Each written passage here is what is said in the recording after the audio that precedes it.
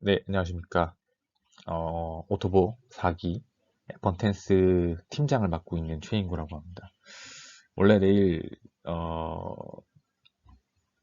오프라인으로 만나 뵙고 발표를 들었어야 됐는데, 제가 부득이하게, 참석을 하지 못한 결과로, 그런 관계로 이렇게 녹화를 먼저 하고, 이 녹화본을 내일, 틀어 놓는 것으로 일단은 제가 말씀을 드려놨습니다. 그래서, 어, 정말 죄송하게도 이렇게 발표를 드리는 점에 정말 양해를 구하고 발표를 시작하겠습니다. 원래 제가 훈련소를 갔다 오고 나서 직접 만나 뵙고 좀 이 머리도 좀 같이 보여드렸어야 되는데 어, 일단 이렇게 영상으로만 보내드리는 게 조금 아쉽기도 하네요. 네, 발표를 시작하겠습니다.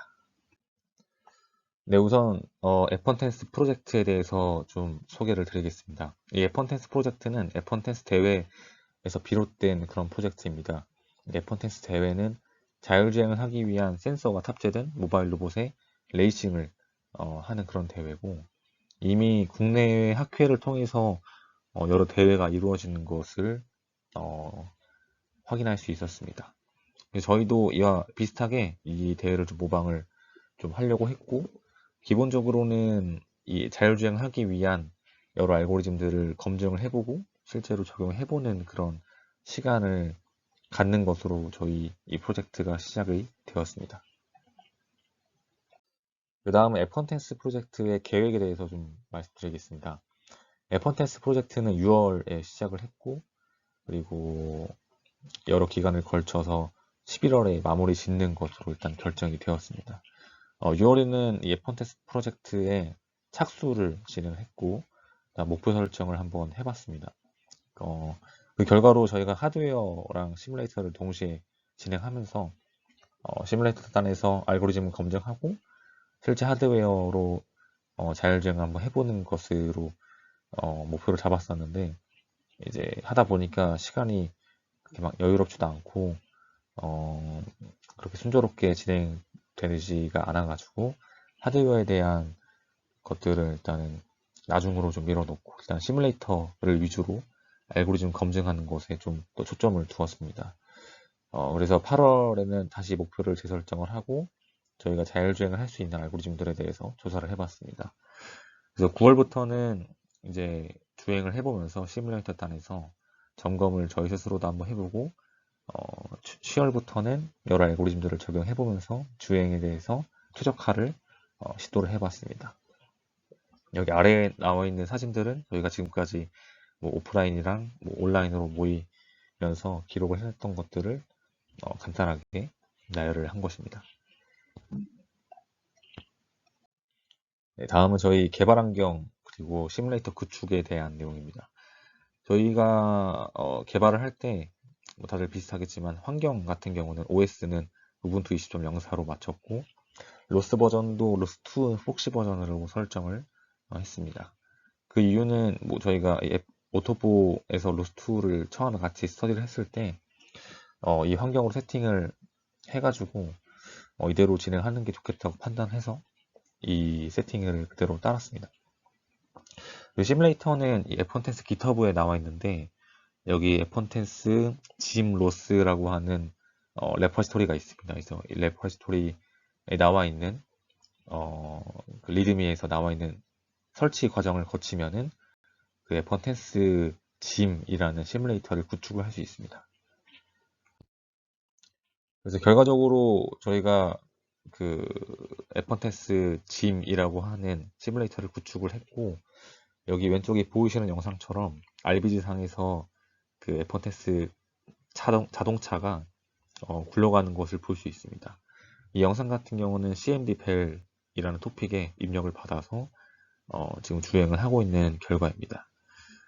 그래서 저기 포인트 클라우드, 2D 포인트 클라우드가 함께 나타나는 것을 볼 수 있고, 여러 토픽을 지원하는데 CMD 벨, 스캔, TF 맵 여러 가지 토픽을 지원하기 때문에 저 토픽을 다 이용을 하면은 자율주행을 할 수가 있습니다.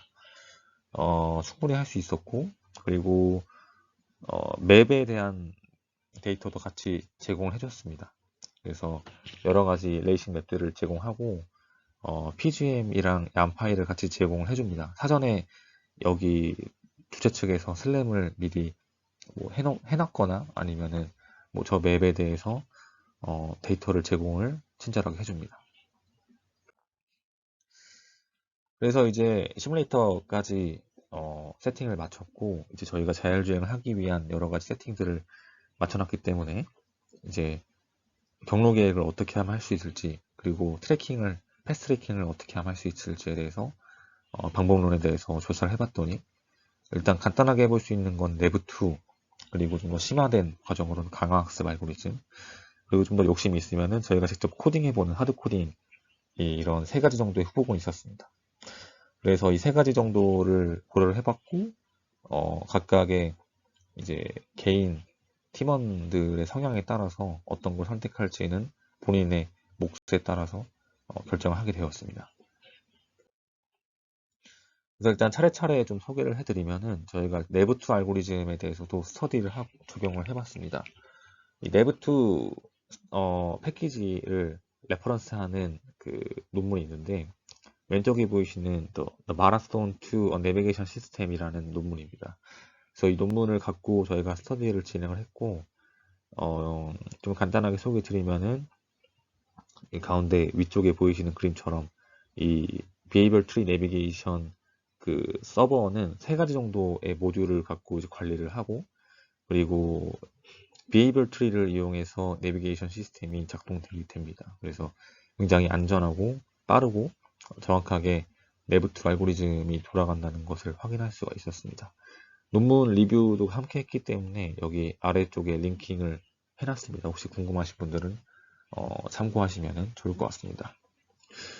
스터디를 진행하고 논문 리뷰를 진행하고 터틀보 3에서 내부2가 잘 작동되는지를 한번 검증도 한번 해봤습니다. 이것 또한 어떻게 설치를 할 수 있을지에 대해서 정리를 해놨으니까 오른쪽 하단에 링크를 참조해 주시면 도움이 될 것 같습니다. 그리고 터틀보 3에도 해봤으니까 저희가 구축한 엠퍼테스 시뮬레이터 단에서도 이 내부2 알고리즘이 잘 작동되는지를 적용 한번 해봤습니다. 그래서 RBG를 켜놓고 그 저희가 원하는 골 포지션을 딱 넣어줬을 때 글로벌 패스가 생성되고 로컬 패스가 함께 생성되면서 주행이 되는 것을 확인했습니다. 그리고 내부2 패키지 도입이 끝난 이후에 이제 강화학습 알고리즘에 대해서 한번 적용을 해보려고 했습니다. 제일 기본적으로 많이 나오는 게 DQN이라는 알고리즘입니다.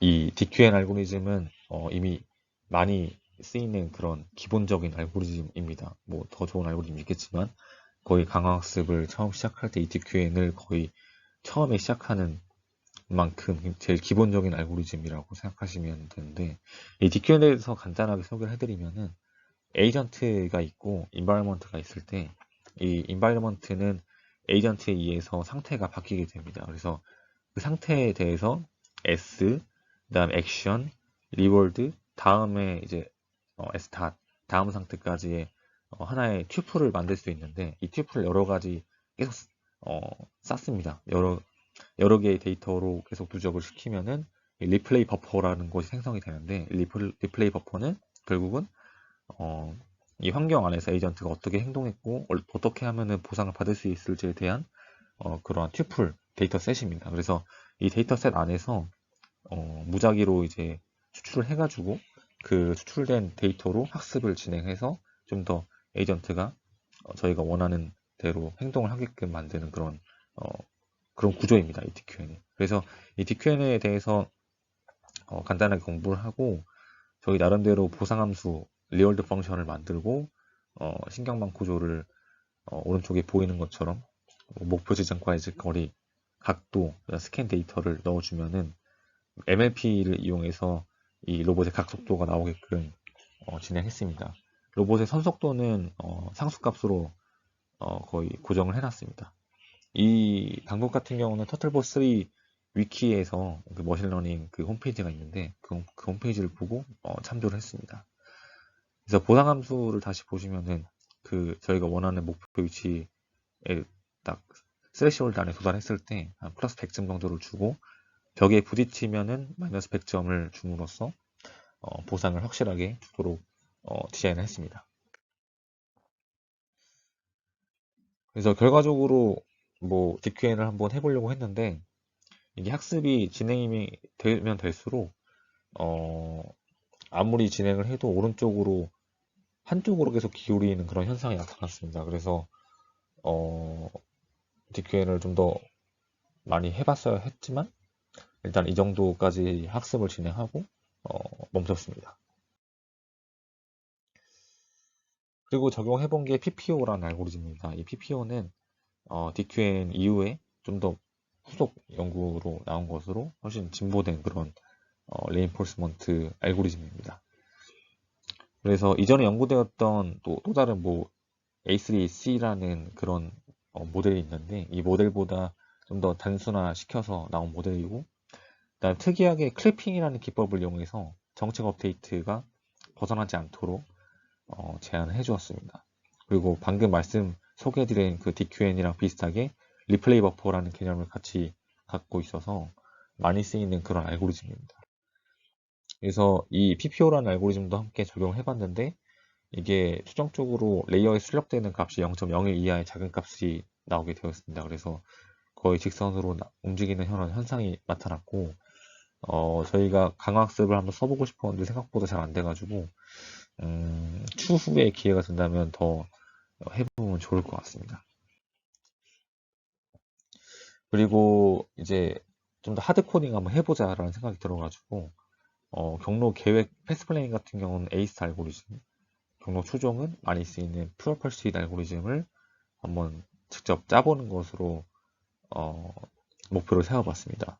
그래서 에이스 알고리즘은 그리디 서치 기반으로 이루어지고 목표 지점까지 어떻게 하면은 최단 거리로 갈 수 있을지에 대한 그런 알고리즘입니다. 그래서 이미 너무 많이 쓰이고 있고 너무 유명하고 너무 기본적인 알고리즘이지만 한번 직접 코딩을 해보면서 어떤 문제점이 있을지를 한번 파악을 해봤고 그리고 퓨어펄시 또한 이미 고전적으로 많이 쓰인 알고리즘이지만 직접 코딩 해보면서 어떤 문제점이 있고 직접 경험해 보고 싶었습니다.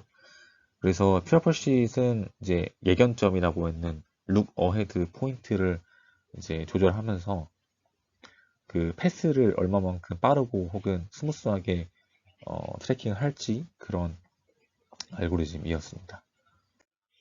그래서 실제로 구현을 해보니까 이제 왼쪽에 같은 경우는 이제 에이스 알고리즘을 적용해 본 거고 오른쪽에 있는 것은 그 에이스 알고리즘을 추종하도록 퓨어 펄시 알고리즘을 적용해 본 것입니다. 그래서 에이스 알고리즘은 목표 지점을 딱 설정했을 때 최적의 경로를 나오는 것을 볼 수 있었고 퓨어 펄시도 저희가 원하는 그 패스를 잘 추종하는 것을 볼 수 있었습니다. 네, 결론적으로 저희는 F1 텐스 프로젝트에 대해서 시뮬레이터를 구축을 했고 그 다음에 레브2라는 패키지에 레퍼런스가 되는 논문을 리뷰를 했습니다. 그리고 논문에서 리뷰를 하는 거에서 끝나는 것이 아니라 실제 저희가 구축한 시뮬레이터에 적용도 한번 해봤고요. 그리고 잘 되진 않았지만 강화학습 알고리즘도 한번 적용을 해보긴 했습니다. 잘 되진 않아서 좀 아쉽지만 그리고 직접 코딩도 해서 A스타랑 퓨어펄시 알고리즘도 한번 적용을 해봤습니다. 원래는 더 많이 진행을 해서 좀 더 많은 결과들을 얻어냈어야 했는데 생각보다 이 뭔가 회사 생활 하면서 이 스터디를 지속을 하는 게 굉장히 어려웠던 것 같습니다. 그래서 초기에 생각했던 그런 열정에 비해서 많은 성과를 내지 못한 게 조금 아쉽긴 하지만 그래도 시간을 틈틈이 내면서 공부를 하고 좀 모랄랐던 것들은 함께 알아가는 그런 즐거움이 있었던 것 같습니다. 네, 감사합니다.